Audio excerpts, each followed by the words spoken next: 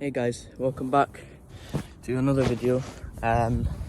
It's just gonna be a bit of transfer, not transfer, it's like how I want Man United to be built, because I am a Man U fan, and I just want to see them built in this way. Like I'm not a professional manager. If I was, then I wouldn't be making a video on it. Because it would be secret. But I would like this to be Man United's lineup for next season. I will tell you why, and it won't be like just, I'm going to name the lineup, I'm just going to say, I'll give you 11 players and then stop the video. It'll be explaining why I want them, and if it's the same players, then I'll explain why I want them to stay. But I will probably give you a little bit of like subs as well, just on each position. Alright, so when these cars go away and the wind stops blowing, and we'll start. Well, that one, after the wind will stop blowing. It looks like it might rain soon, so I will have to just hope that the rain doesn't interrupt me. Okay, so I would like to see in the Man United lineup 23-24 season, I would like the starting goalkeeper to be, some people might disagree and some people might agree. I would like David Raya and David De Gea to like swap about, say like not 50-50 games. I just like what's the word I'm looking for?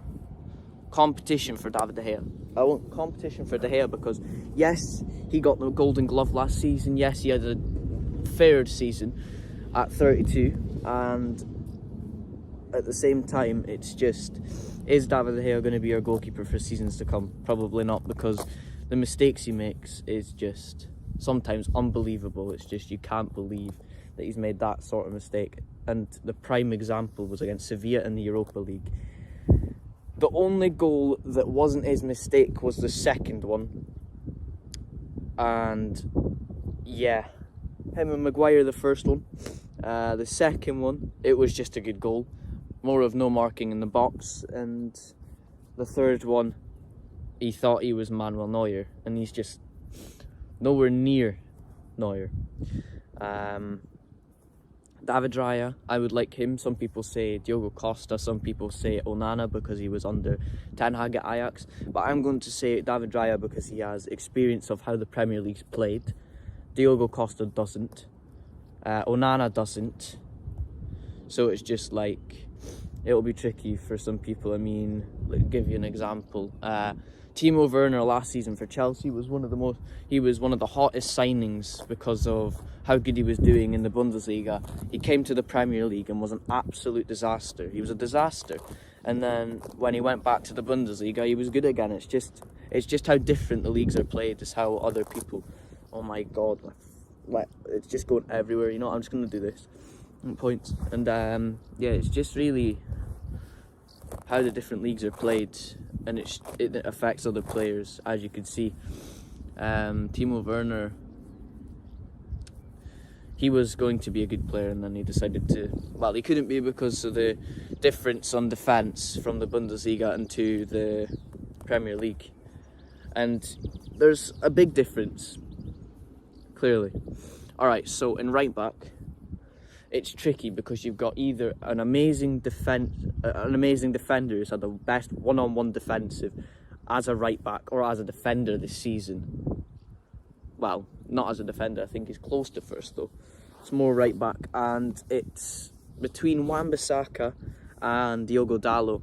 Some people say Frimpong. I don't get why we're going to sign another right back. As much as he is amazing, he is absolutely amazing. I don't get it, like, are we going to play him on, like, somewhere else? I don't know, but right back, we don't need to worry about that because we've already got two half-decent ones. Wan-Bissaka has shown that barely anyone can get past him. Well, this season, I can't name someone that got past him more than once in a game. What is it, sorry? There is something else.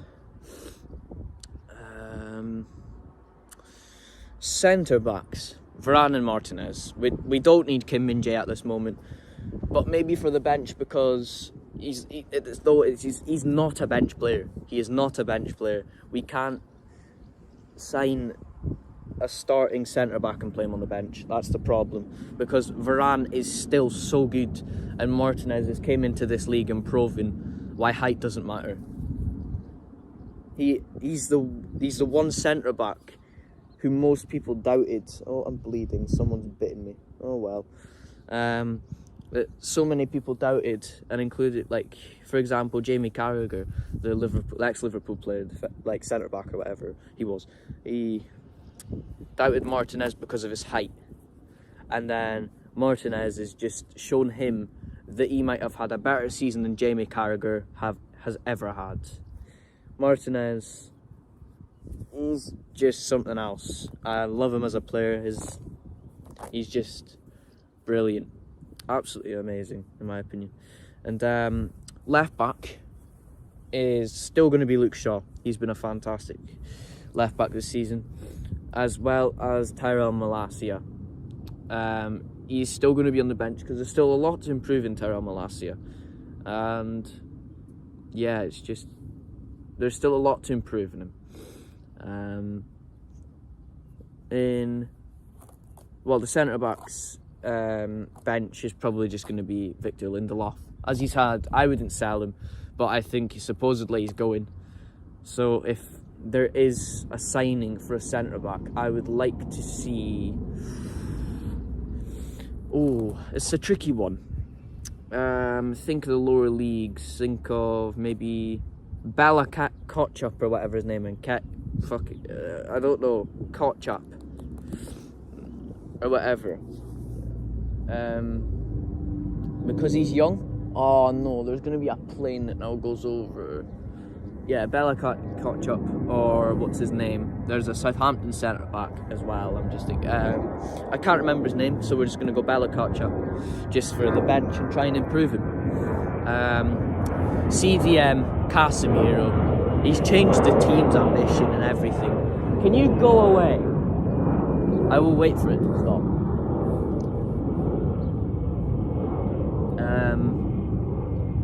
Yeah. Okay, so Casemiro, he's changed everything. He's changed the passion, he's changed the ambition, he's changed our success. That header in the Carabao Cup final was crucial. As much as we didn't almost win that FA Cup because we got dominated most of the second half. Yeah, it's just quite tricky. Centre mids. Well, no, I'm gonna go CDM.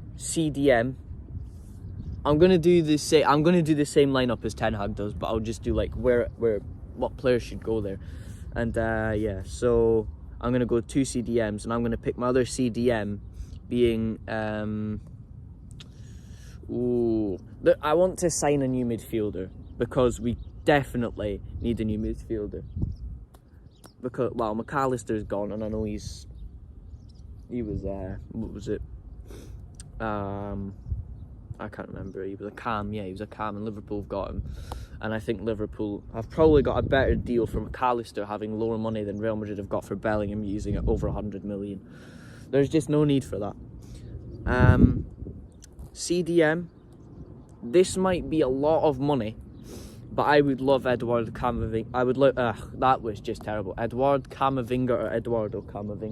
I don't know his name, his first name, but I know he's Camavinga, and he's one of the best.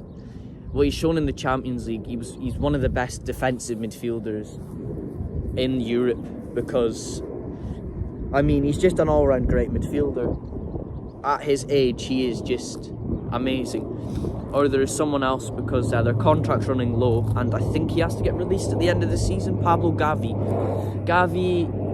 he'd be someone to work on. His attitude is terrible. He gets too much bookings, and I think he's overshadowed by the people in Barcelona, and I think he's a bit overrated, but I would take him at United. Maybe not to start for a while, but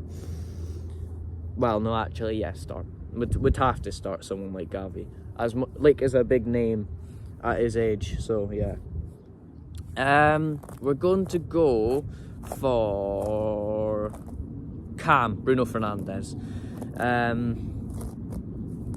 He's one of my favourite Man United players that I've seen in a while. He just does well with the team, especially in home games. And away games this season, it's been a bit off as he lost his temper against Liverpool. And yes, he should have got sent off. I don't know how he didn't get sent off, but we lost the game fair and square.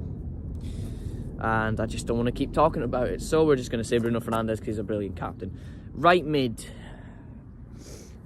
There has been stuff going on. So Sancho, yes, he's decent. He's just not our level. Because last season, when was it? Start of this season, it completely ruined this season. He's just not at our level just now. Unless he can build himself again back into the thing where we bought him for about 70 million, then yes, he can fit into that squad. But I'm not saying that. And Antony has been put under, under things for the police to do with things with a woman. I will not say anything further on that, as you could probably look it up yourself if you want to. So at right wing, if we cannot use Antony and Sancho isn't fit enough, I would love to see Garnacho go down that right hand side. As much as he likes to cut inside with the ball, his crossing would be crucial, and I'll tell you why soon in the video. He'd be crucial at crossing in the ball, and he's got so much potential. The clubs that already want to sign him is ridiculous. I think we're very lucky to have a talent like Garnacho, and I love to see him in the coming years.